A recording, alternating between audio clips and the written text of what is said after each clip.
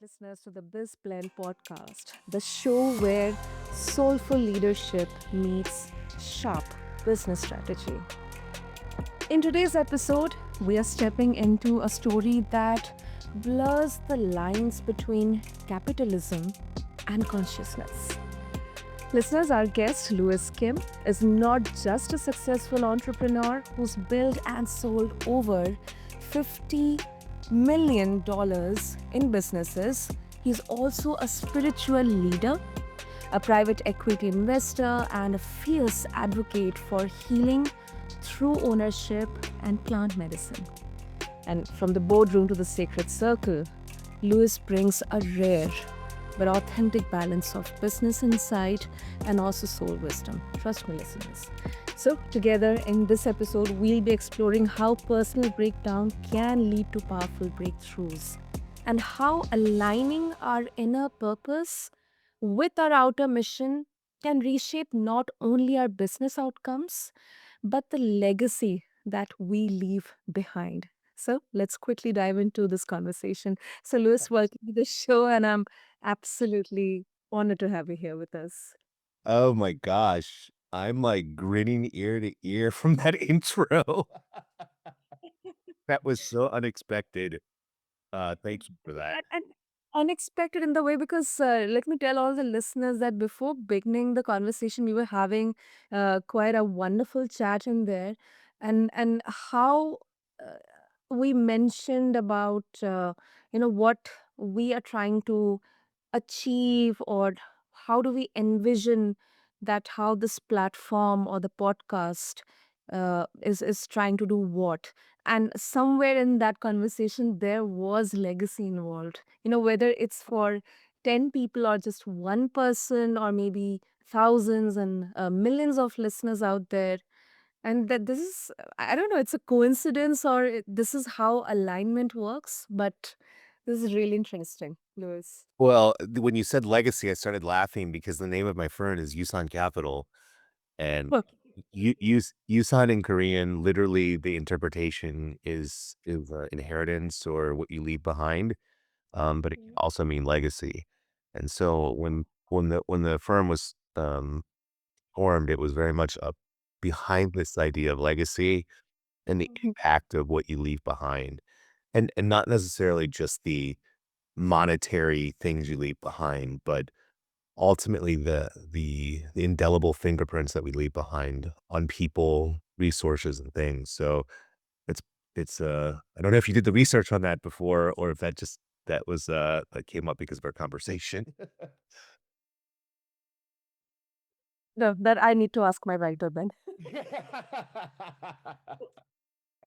I okay. Let me take it down. I need to ask my writer. How did you Well, find this out? I appreciate the honesty. Um, it you know, this is a very interesting life that I've gotten to here.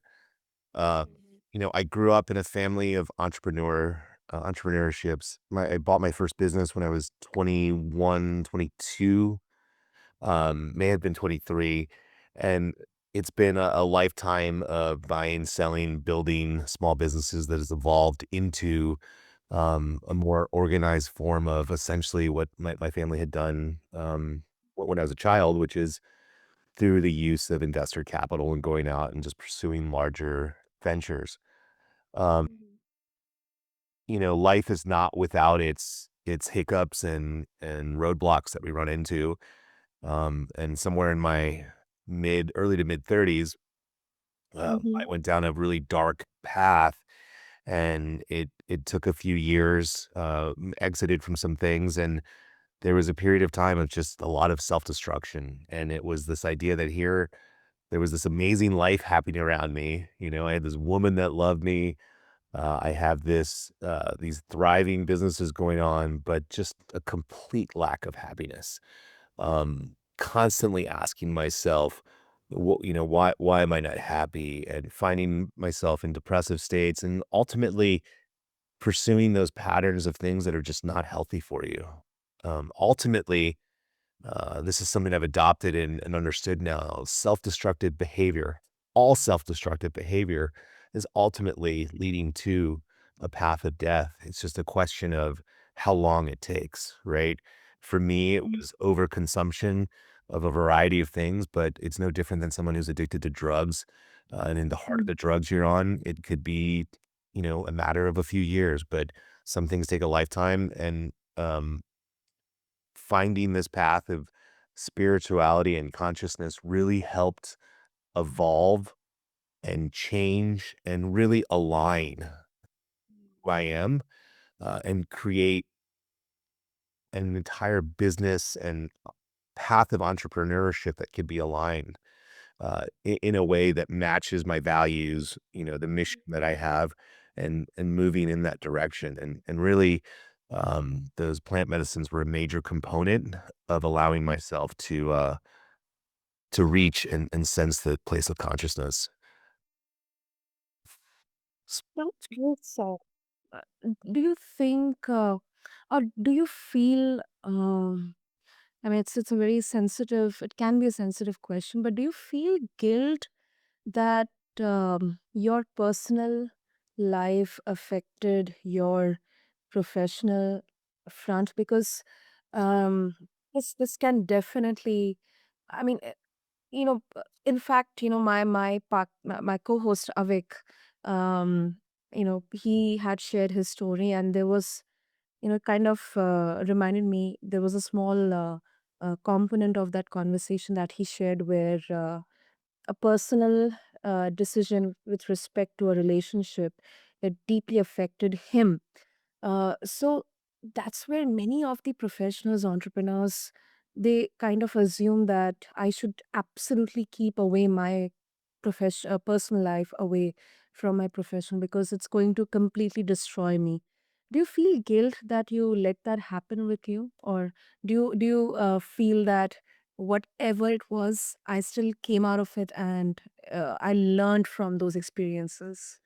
Yeah, so I think this is a great question because the role of ownership, when you have a business or you're an entrepreneur, there's this feeling that there's the compartmentalization, but then there's this push and pull, right? I mean, for all of us, we spend more of our lives interacting with those that we work with and that we build things with than we do with our own families. It's just the nature of life and being able to produce an income to live. And so very much as an entrepreneur and owner, you can get to a place of this constant pull of I'm not doing enough for my personal life and family, or I'm not doing enough for the business. And so it's very interesting how you frame the question around the guilt over the business, because I think that is something that happens very frequently. And at the same time, you see relationships and things fall apart as entrepreneurs or business people because so much attention and focus is here. And then this person living with guilt about their personal life. Um, for me, I think I was in such a dark place. The guilt and the shame that I was feeling was more about you reach a place where you have this opportunity, you have this liquidity, and if you get to where you think you want to get to, and then you Mhm. realize that it's not what you were seeking. That is the issue that was much darker for me than the business itself, than not being enough for the business. But as an owner, I think it's a very common thing to be pushed and pulled and have these senses of guilt and have these senses of shame that you're not doing enough for other things. But we're all human, right? We all have the same 24 hours a day that you have, that I have. I don't care where you on in the world. We all have the same number of hours. Mhm. It's what we do with those. And what I have found is when you can go inward to yourself, and Mhm. regardless of whether or not the guilt is on feeling that you're not doing enough for your family, community, church, the places that you go spiritually, or for your business and your people, and you're not doing enough there, when you get to a place of alignment with yourself and your values and you have clarity, I think there's no better gift for any individual than to have absolute clarity about their purpose, about their mission, and about their direction. When you have those things, there is no guilt, there is no shame because you're totally aligned to this mission and path that you're going to. And the reality is, you know, the work-life balance is such a myth because, like I said, there's limited number of hours. And it's either there's a way with this alignment to create almost a level of convergence because now you have family and other people wanting to understand your purpose, right? And wanting to share what you want to share because your vision and you are so clear about where you're going. Um, and what I found is the more clear I am about the direction and the more my family sees me in a way where, hey, we're going somewhere, right? That it's kind of they're coming for the ride, and they may not be the right decision for everybody, but I know it's the right one for me, and I think that's the key, is when you can get to that place of clarity, get to that place of mission, then those feelings of guilt of being pulled one way or the other, go away. I couldn't agree more. That's very beautifully and simple, yet in a simple way put together. And Louis, when we talk about entrepreneurship or business, um, the conversation around soft skills or this emotional intelligence, intuition, I'm really happy. I feel really happy that now there people are talking about this. We are talking about intuitive leadership, servant leadership, bringing on the element of emotional intelligence, spiritual intelligence into the conversations around how a leader should be. Mm. uh, where do you see how do you see the intersection of this sacredness, the soul component playing into the hard world of leading yourself, leading others? Yeah, I'm so glad you asked this question because part of my mission is to be a clear and bold example of a heart-centered leader. And, Mm, I have no problem in middle age saying that this is a lesson that was taught to me by my mother. In my family, when I was growing up, my mother was the entrepreneur, and my dad was more of the artist. And yeah.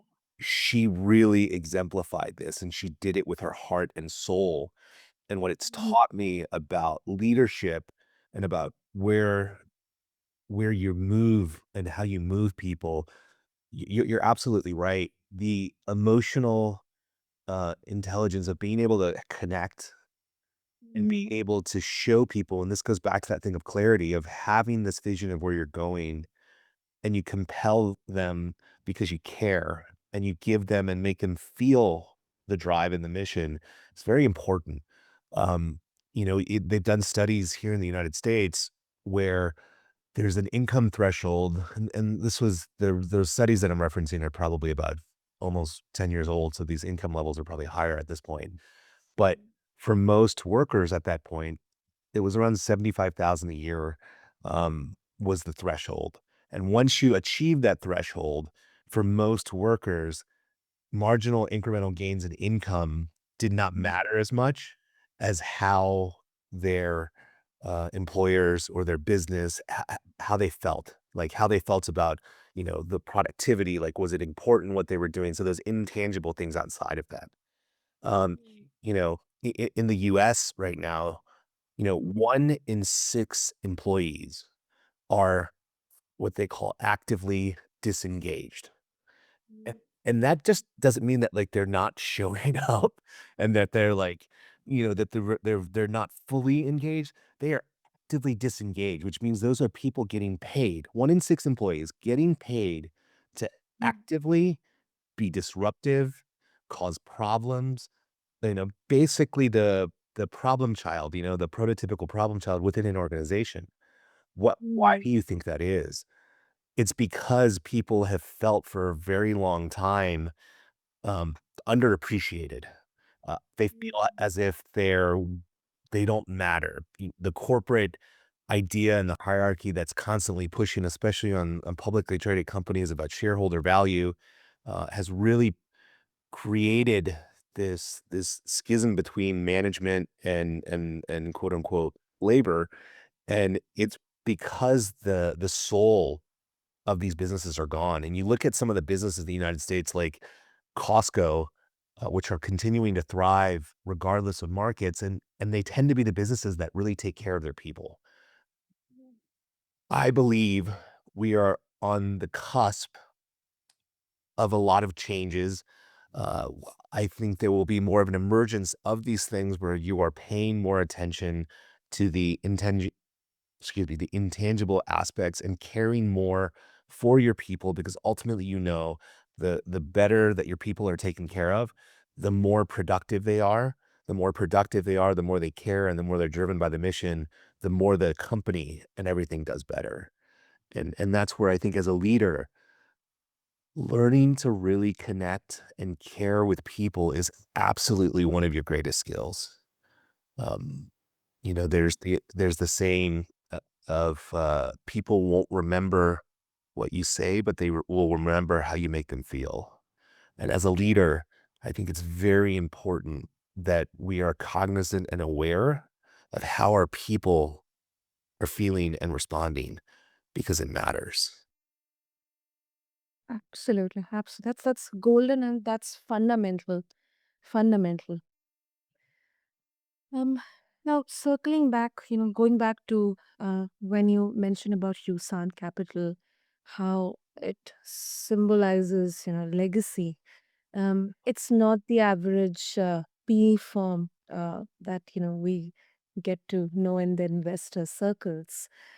How do your guiding principles, some of them, if I can name, like radical collaboration, abundant prosperity, how do they translate into your investment approach? Do you see um, an embodiment of this intersection of uh, soul alignment and business acumen in the founders that you invest in, or it is the business, or it is the market? I mean, how do you see that? And especially from a perspective of a PE firm, this will be really, really such a you know of huge interest to me, and I'm very sure for our listeners as well. Yeah, it's funny you say that, because what we go through um, is we almost have to, when we interact with a lot of our potential limited partners, uh, Mhm. we have to align ourselves with the right limited partners first. And so I'll start here in that we are absolutely 100% committed to protecting the investor capital, and we are interested in growing it in the long term, and we are interested in ensuring that those gains are going to be beyond where they could go with other firms of our size. And we Mhm. believe that happens through this philosophy, what we're talking about, where you're making that connection where capital becomes the resource. It's any business, I don't care what it is, whether it's a corner taco stand or pizza shop or Amazon. Um, Liquidity and cash flow are the lifeblood, right? It's like cash is the oxygen for a business. And so there's a huge responsibility that we come into when we invest, and um, we purchase companies when we come in there, that we're taking over this existing legacy that we're looking to grow and expand over the long term. We think the best way is through these values that we have, because the values that we're talking about, these things aren't rocket science. These things are the types of values that these closely held companies that have been around for generations have operated with for a long time. And I mean, for their existence. And that's why we think um it's so crucial. And you see it. I can give you a big example that in it from a larger scale. There's a firm called KKR, and they're one of the largest PE VC firms out there, and they have recently started to adopt this model with a few of their last investments where their focus is on making the employees shareholders in the company when they go acquire. And so they get equity. And when they exit from these businesses, these Mhm. people become, I mean, some may not achieve huge levels of wealth, but it becomes life-changing money, you know? Um, for us, we see this in our own investments where things change, you know, people when they feel more appreciated, you will see the performance. And look, I I'd be lying to you if I tell you if there aren't certain people that see it as an opportunity to get over or to kind of take advantage of a situation because they think leadership is not as strong. But I assure you, we're very serious business operators and owners when we go into these things. But when your people feel cared for, your product and service, which is ultimately delivering to the customer satisfaction rates go higher. You see it across the board. And so the investments as a whole, they thrive when our mission and value are being implemented and you see them being delivered because we're all aligned. And that alignment is very, very, very important. That's true. That's true. And although there will be a lot of nuances to this, that you know, uh, people centric leaders or businesses, they may look weaker because you may not be able to have everyone aligned or genuinely having that intention, but if we look at the bigger picture, I absolutely agree with you. Absolutely. This is tried and tested. This comes from my personal experiences when I was a part of, whether it's an enterprise or a startup. It's irrespective of the magnitude or the size of the company I'm working with. If I'm not personally, as an employee, I'm not aligned with the product or the service or the um, manager or the leader I'm working with, then it will definitely show up in my work as well, unintentionally. What you just said made me think of I, I I recall being told this anecdotal story about I forgot the gentleman's name, but if you look him up, if you Google him, it's very easy to find. But he was a billionaire when he passed away. Mm. It was the largest confectionery in Japan, Yeah. and he started very very small. And up until the day that he died, he said that the reason he did so well is that every cookie, cracker, whatever that came out of his factory was injected with love. And he genuinely meant like this spiritual love, where I think the story goes when he was small and he was starting as these things were being produced, he would he would almost give a like a prayer to these things that were going out as they were like being sold one by one. And then there are stories that even as he was aging and he was like, no longer running the day to day, that he would go down to the factory line and kind of be there as they're going out and then wishing. I mean, it's listen, I have to tell you, a little over 10 years ago, if someone had shared this story with me, I would have laughed in their face. Um, Uh-huh. but he would sit there on the line and continue to impart love. And really, if you think about it, whether or not you believe in the spiritual or you feel prayer works, think of the mentality of that, of how that translates for that business owner to his people, to the products, to the ingredients. When you come from that place of care, how differently everything runs, right? And then you create this culture around caring. You can't tell me at a certain point your customer or your client feels the care that comes through with that because we've all experienced it when it's bad, right? And I think in the marketplace as a whole, we have also forgotten what it feels like when it feels good, and that's why I think there's certain brands and companies that do so well because they remember that the customer experience is the most crucial thing you can have, and for any entrepreneur, you can't forget. If you have no customers or clients, you have no business. You're essentially you're playing a game. You're not accomplishing anything. It's when we deliver that product and service with exceptional value that you have lifelong customers. And I believe that comes from this whole conversation we're talking about, where the leader is leading in such a way that's not Mhm. attempting to extract, but is it attempting to produce and really inject value. So you have people with you forever. That is golden. That is golden. And as you mention about this, I think maybe it can be done as an experiment. Just consider your team members or the employees as the first customers of your product or service. Try to get their feedback, because many a times, as a founder or um, as someone who is, we tend to become obsessed with what we are building, and that obsession may lead to having a wall created, a mental wall, which will obstruct any form of constructive feedback. I mean, it will be really disheartening to know maybe this particular feature in your product or maybe this aspect in your service is not working out. And that's what I strongly believe, that, listening to these kind of feedbacks, they'll help you in the long run.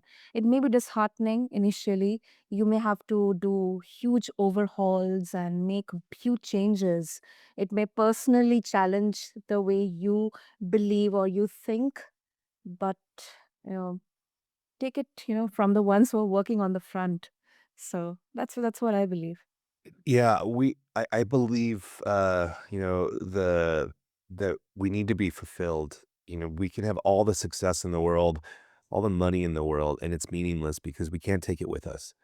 And fulfillment for me comes in knowing and understanding that you're having the impact on people, the lives, all of your stakeholders, the people around you in such a way, that it's positive. It's continuing to be there. And if you can leave lessons and tools and skills, and those are all great, but it really, if you really help people achieve the greatness that's within them, because we all have it, we all have this amazing greatness. And for me, this path that I was on, Mhm. I could hear the echoes of it, but I was so wrapped up in the noise of my own suffering and self-pity that I couldn't hear it.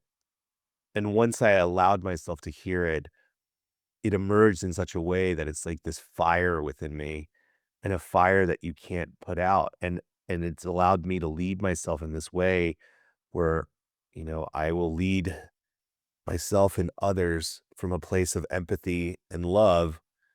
But again, don't get it wrong. We have very high standards, and we Yeah. continue to push those high standards, which means that we will give people the opportunity to perform, make mistakes, because if you don't allow people to make mistakes, um, you'll never succeed. I mean, perfection is the lowest standard. I mean, that's something Tony Robbins says, which I absolutely believe. It is the Mhm. lowest standard because it's the unachievable standard. Yeah.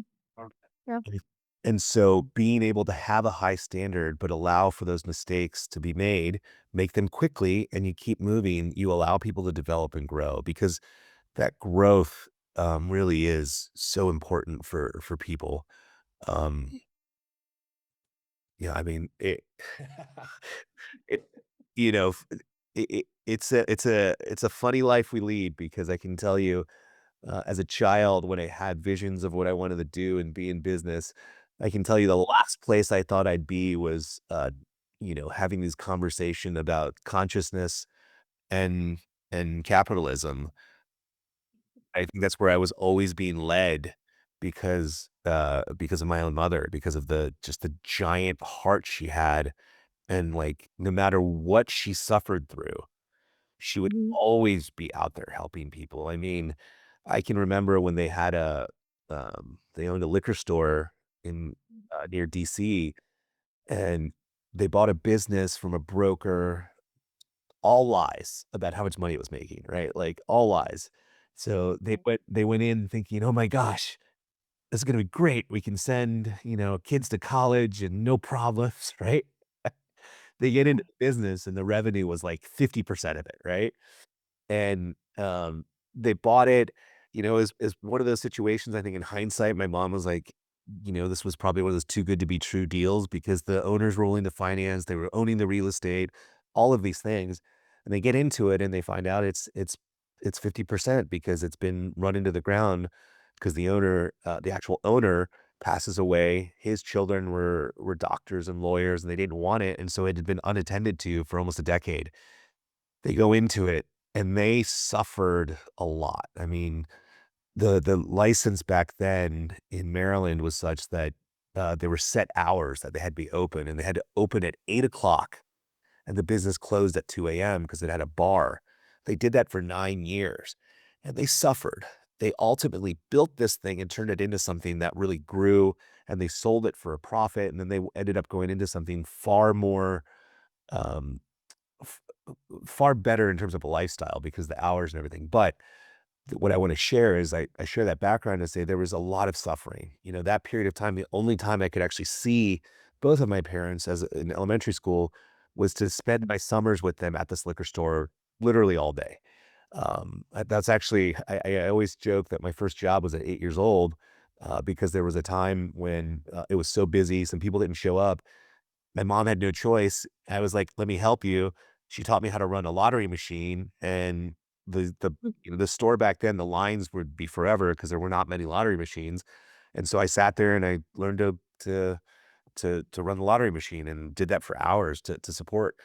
But with all of that happening, my mother always found a way, 1, to treat her employees with absolute respect and Mhm. absolute care, and we're talking about people that, for the most part, they had, one of the managers there was a former police officer, had a giant gambling problem, would Mm. would be, would be stealing, but would be kept because he provided the security because everyone knew he was a police officer at one point, or the guy who was a boxer and had, not made it, was a degenerate alcoholic, would come in and clean. He was kind of like the cleanup guy, and Mhm. stories of, like, other Korean immigrants that would come that would look for a job, and she would give it to them, but she always came from this place of love, even if they stabbed her in the back, and she was the homeless people loved her because the homeless guys that lived around there because she would come in the morning, they would ask for, like, some money, and she's like, "I can't give you money."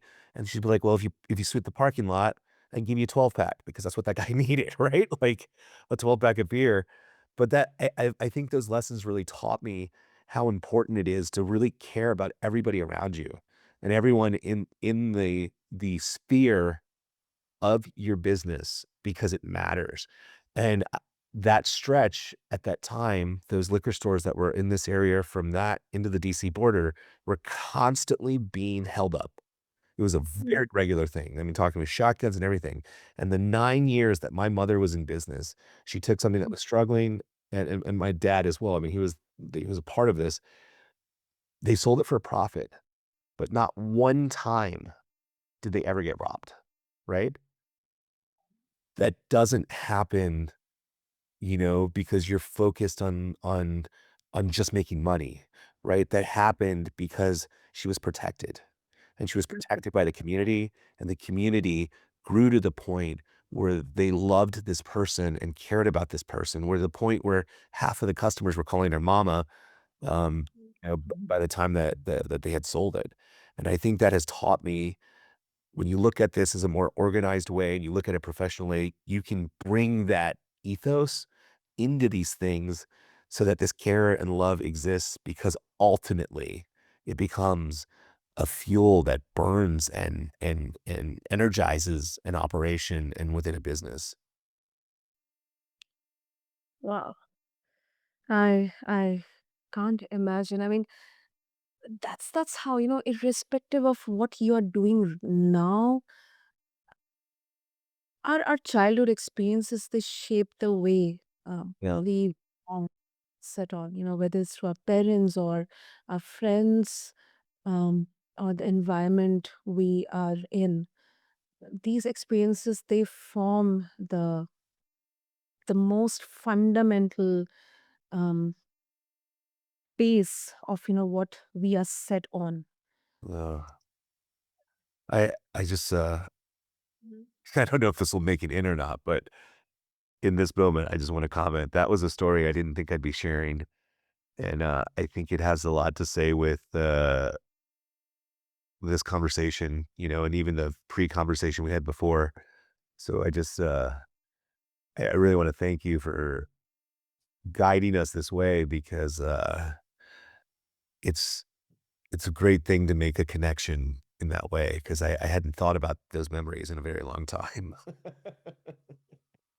Oh, yeah, It's a testament to you. So that's what I want to say. thank you. Thank you so much, Lewis. And I must say that it's a privilege.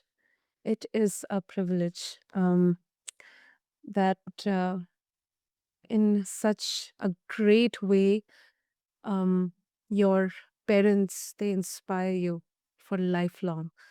It's a privilege. So, um, unfortunately, in the interest of time, before we conclude, Louis, if our listeners they would like to connect with you, what will be the best way? Excuse me. Um, the best way is they can visit Yusan, Yusan Capital.com. There's definitely a contact page there. Um, you can also reach out to something called the Owner's Path. It is something that I am doing personally, which is there's an opportunity for folks who I feel so inspired and compelled to teach the skills that I have. And it's an apprenticeship program that people can buy into for a year to learn how to go buy and build businesses. So, and that's just the ownerspath.com. Wonderful. I'll make sure to have all the links in the show notes. And uh, Louis, I don't know how to put the words, but still, that's what my writer does. So thank you so much for Be careful. rem- Be careful. You don't want to give away the secret sauce. but thank you so much for reminding us that there's more to just the numbers or the business in entrepreneurship. It's definitely homecoming to who we truly are, whether it's good or bad. It's embracing the good or bad, both. And uh, we your story, your journey, the sheer dedication of your parents and shaping the way you are leading yourself and the life and business. It proves that businesses can be both strategic endeavor and also sacred path. So thank you so much. Yeah, thank you. And to all the listeners, I hope this conversation stirred something within you. Maybe this is your sign. Take the next step. It can be a baby step, small step, whether it's starting that business, seeking your deeper purpose, or having that gratitude, or just learning to listen to your own truth. Until next time, stay bold, stay curious, and keep blending purpose with profit right here on BizBlend. Thank you.